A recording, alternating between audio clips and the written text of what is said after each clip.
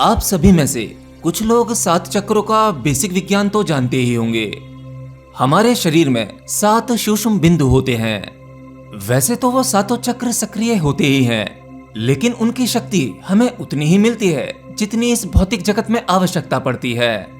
परंतु थोड़े प्रयास के साथ अगर उसमें ऊर्जा का धक्का लगाया जाए तब वह शरीर के सातों बिंदु अधिक सक्रिय हो जाते हैं, जिसे योग में कुंडलिनी का जागना कहते हैं।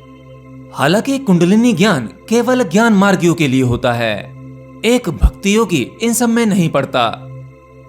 योग ने इन सातों चक्रों के नाम दिए हैं, जैसे मूलाधार, स्वादिष्ठान, मणिपुर, अनाहत, विशुद्ध चक्र, आज्ञा चक्र, सहस्रार चक्र। और यही सातों चक्र मनुष्य की 7 प्रकार की इच्छाएं या 7 भावनाओं को दर्शाते हैं। योग में इन सातों चक्रों को मनुष्य के 7 शरीरों के साथ भी जोड़ा गया है। जैसे मूलाधार यानी हमारा भौतिक शरीर, ऐसे ही भाव शरीर, सूक्ष्म शरीर, मनस शरीर, आत्मिक शरीर, ब्रह्म शरीर और निर्वाण शरीर। अक्सर आप लोग मुझसे कुंडलिनी ध्यान के बारे में पूछते हैं और मैं इस पर ज्यादा बोलना पसंद नहीं करता। हालांकि आपके सवालों के जवाब देना जरूरी है, तो इसलिए मुझे सातों चक्रों पर बार बार बोलना पड़ता है। आप में से ही कुछ लोगों की सातों चक्र जगाने में तीव्र इच्छा होती है और उसके लिए आप मुझसे ध्यान के बारे में पूछते रहते हैं। देखिए, सातों चक्र जब एक्टिवेट होते हैं तो उसके लिए उसे ऊर्जा की जरूरत पड़ती है। बिना घर्षण के कोई चीज सक्रिय नहीं होती और सातों चक्र को जागृत करने के लिए जो घर्षण चाहिए वो एनर्जी से मिलता है, ऊर्जा से मिलता है। और इसके लिए आपको मध्य का मार्ग चुनना पड़ता है, यानी बीच का मार्ग। बीच के मार्ग से मेरा अर्थ है कि जिस प्रकार हमारे शरीर में 7 चक्र होते हैं, ठीक उसी प्रकार से हमारे शरीर में 3 नाड़ियां होती हैं, जिनके माध्यम से धारणा करने पर ऊर्जा का प्रभाव ऊपर की ओर होता है। और वो 3 नाड़ियां तो आप जानते ही होंगे, ईड़ा, पिंगला और सुषुम्ना। तो हमें बीच का यही मार्ग चुनना है, यानी हमें सुषुम्ना नाड़ी से ऊर्जा की धारणा करनी है। इस ध्यान या प्रयोग को करने से पहले आपको पहले यह समझना चाहिए कि हमारे 7 चक्रों और 7 शरीरों का अर्थ हमारी इच्छाओं और भावनाओं पर होता है। यानी हर एक चक्र का सक्रिय होने का अर्थ यह है कि उस चक्र में छुपी वो इच्छा, वो भावना जो पहले निष्क्रिय पड़ी थी, अब वह सक्रिय होगी। और इसको तभी जाना जा सकता है जब आपके सातों चक्र एक एक करके सक्रिय होने लगेंगे और आपके भीतर नई नई इच्छाएं, नई नई अनुभूति होंगी। परंतु आपको एक बात याद रखनी है कि ऊर्जा की धारणा करने से जब आपके सातों चक्र एक्टिवेट होंगे, उसके साथ साथ आपकी जो नई इच्छाएं, नई अनुभूति या नए अनुभव होंगे, वे सभी माया का ही हिस्सा हैं और ज्यादातर लोग इस माया में फंस जाते हैं। मेरे पास आप लोगों के ऊर्जा से रिलेटेड बहुत सारे कमेंट्स आते हैं, जिसमें आप में से बहुत से लोगों की सातों चक्रों में से बहुत सी परेशानियां हैं। बहुत से लोगों को नेगेटिविटी की ओर ले जाता है, यानी इसे संभाल ना पाने की वजह से आपके शरीर और मन की व्यवस्था अस्त व्यस्त हो जाती है, जिसके कारण आपको कुछ परेशानियां होती हैं। असल में कई बार ऐसा होता है कि प्रकृति ने आपको एक सामाजिक व्यक्ति बनाया होता है, परंतु आप कुछ लोगों की बातों में आकर या कुछ जानकारी इकट्ठी कर कर आप ये कुंडलिनी ध्यान करने लगते हैं, जिसके लिए आपकी तैयारी पूरी नहीं थी और फिर इसके बाद आपको कुछ दुष्परिणाम भोगने पड़ते हैं। देखिए, जब किसी व्यक्ति की प्राकृतिक रूप से आध्यात्मिक यात्रा शुरू होती है तो उस व्यक्ति को प्रकृति मार्ग भी दिखाती है। कुंडलिनी ध्यान हर व्यक्ति के स्वभाव के हिसाब से नहीं होता, लेकिन जिस व्यक्ति की तैयारी पूरी है, यानी वो शरीर और मानसिक रूप से तैयार है, तब वह कुंडलिनी ध्यान कर सकता है।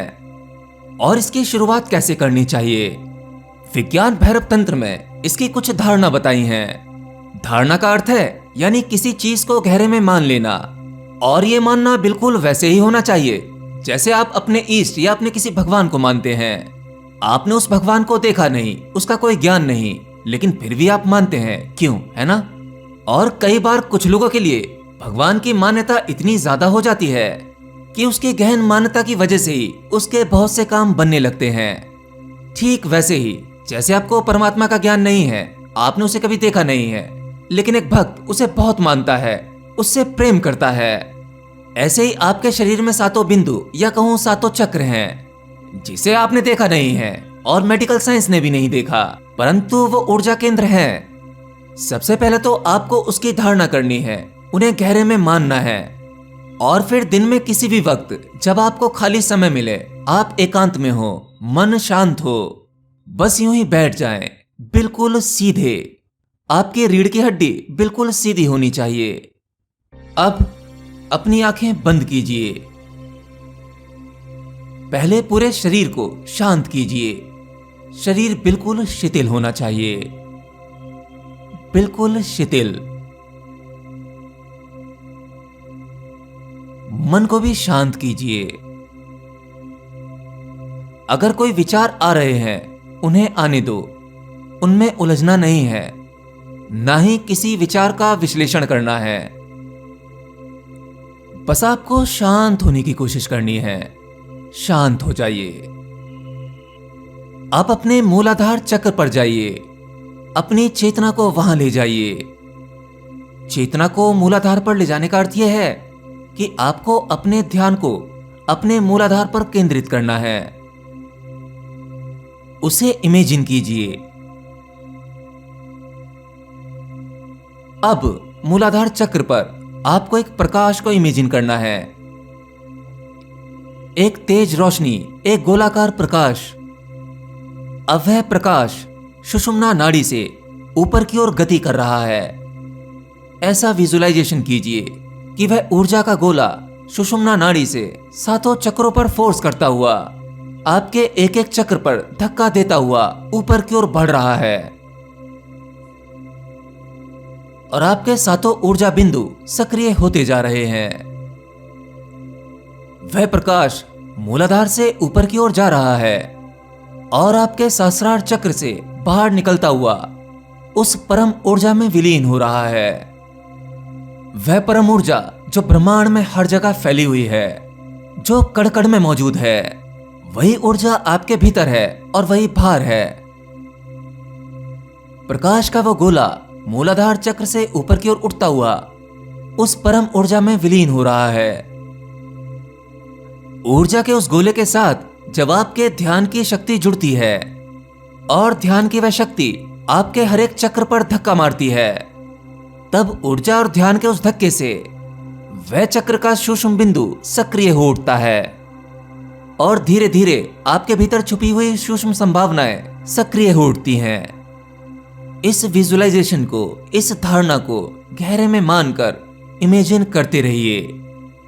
वह ऊर्जा आपके शरीर में एक एक चक्र को धक्का देती हुई आगे बढ़ रही है और आपके ब्रह्मरंध्र से यानी सहस्रार चक्र से उस परम ऊर्जा में विलीन हो जाती है। ऐसी धारणा करते रहिए।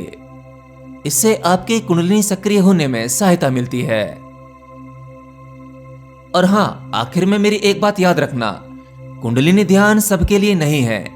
यह केवल ज्ञान मार्गियों के लिए है। जो ज्ञान के मार्ग को फॉलो कर रहे हैं, उनमें से भी कुछ लोग जिनकी गति हो चुकी है, केवल वही इस ध्यान को करें। बाकी हर व्यक्ति को बिना दिशा निर्देश ये ध्यान नहीं करना चाहिए।